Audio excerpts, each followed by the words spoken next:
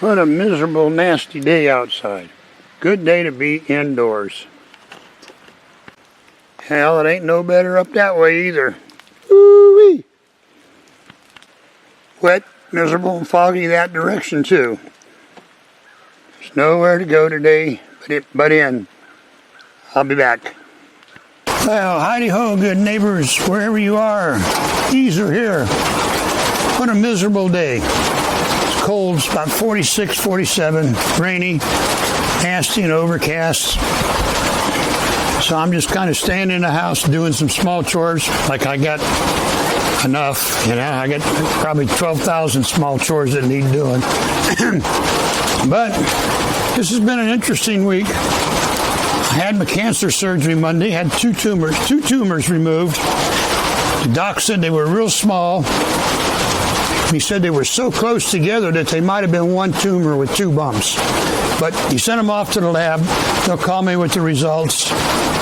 And this guy's really good. He's really busy because my follow-up appointment for after the surgery is not till December the 11th.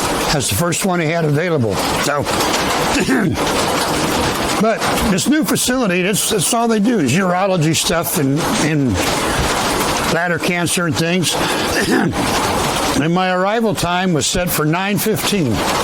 And my procedure time was set for 10:15. So they don't fool around. No more of this 2-hour, 3-hour arriving early and sitting around and all that. Now they get it done. And everybody there was super professional, knew their work, and knocked everything out.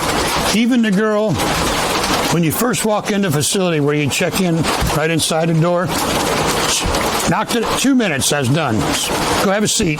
And there was a bunch of people there. I thought, wow, this is going to be a while. And I wasn't sitting there 5 minutes and they called me to the back. And this place is privately owned. The doctors that work there own it. So they can do things different from them big hospitals. And one thing I really liked is, you know, they got the little room where they get you prepped and ask all them questions and get your gown on and all that. But when it's time to go from there to the operating room, you don't have to ride a bed. The nurse comes from the operating room, gets you, walks you back there. You got little steps, climb up on the operating table. Cool beans, huh? Yeah. And then at the end of your procedure, within 60 minutes, you're ready to go home. Don't fool around. Get her done.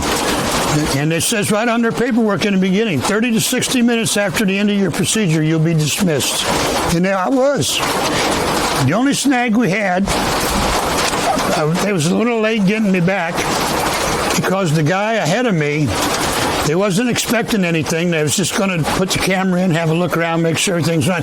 But they found a big stone clogging something. They had to get it out. They wasn't expecting that, so that delayed things. And then they apologized and said, hey, no problem. If it had been me, I'd want you to take your time and fix it too, you know? So we're all right. Let's just get the show on the road. But then had a ride arranged, and the company had the driver wait, so he was right there when I was ready to go. It was really not a bad day. Now, the first 30 hours back home was pretty uncomfortable again, usually is, but it wasn't near as uncomfortable or as painful or as bad as some of the others I've had, so that's good. And I think part of the reason is they recognize things that these other places don't. And I guess that's because this is all they do. They know what's going on. When the anesthesia guy came in to see me, the very first words out of his mouth was, did you take your prednisone this morning, and why do you take it? And as soon as I mentioned that I got PMR, he said, say no more. I'm going to fill you right up with steroids today. I'll top you right off. Get you topped off, you'll be all right. And he told the nurse, and he put the order in. She came in with a big syringe of stuff in it. It looked like a vanilla milkshake. Took her about 5 minutes to get it in. She said, I got to put this in real slow. And I think that made a big difference. And there's another drug that always helped me a lot that all the other places said, don't use that when you go home, blah, blah, blah. But on their discharge instructions, if you have this at home, you can use it. It's fine. Take it. Just follow the directions. So I did, and it made a difference too. So I'm liking this place, you know, and it's easier to get to. And they got an office where I can do my follow-ups and office visits, it's only like an hour and 25 minutes from here instead of 2 hours down through Cincinnati. So this is working out better. Now, the first 30 hours was still pretty miserable, but I got through it all right. And it was easier to get through it than times in the past. And I'm still having a few oddball issues here and there, but I got control on it. And the other thing I'd done different this time, since that anesthesia guy, he was pretty cool. If you watch old war movies and seen the old Japanese guy come walking in, it's exactly what he looked like. Looked like a 90-year-old Japanese guy, but he knew his stuff. But since he topped me up with the steroids, when I come home, I doubled the amount that I normally take. And that really made a big difference. That really took care of things. Not only that, that stuff he gave me took all the pain out of my shoulder and arms. So, hey, it's a win-win. So, yeah, but now my understanding of this doctor's goal is to get things fixed up so these tumors don't keep coming back. Every place else said just get used to it.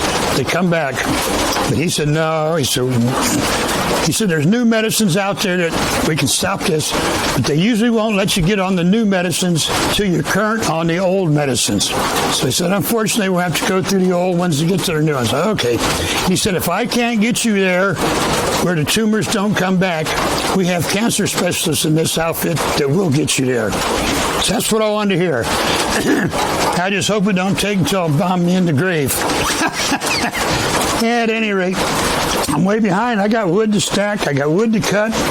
But I guess I'm going to have to do it in the cold this year. Because late August and first 3 weeks of September was terrible. Sick. Had inflammation. All the inflammation attacks. Couldn't do things. So maybe things will start working out better now.